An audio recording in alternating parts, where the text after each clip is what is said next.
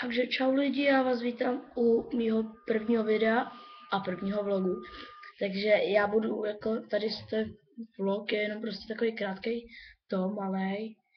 A tady bych se chtěl jenom představit, jakože budu natáčet Minecraft, Crossfire a podobné věci.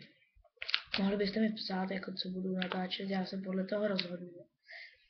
Jinak k těm vlogům budu říkat asi, co se stalo, kdy budu moct.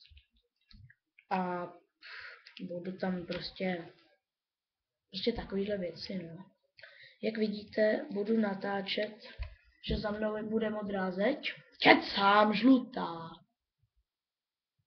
A tak to potom do komentářů mi pište, co všechno mám dělat a podobně. Takže já se s vámi loučím. Čau.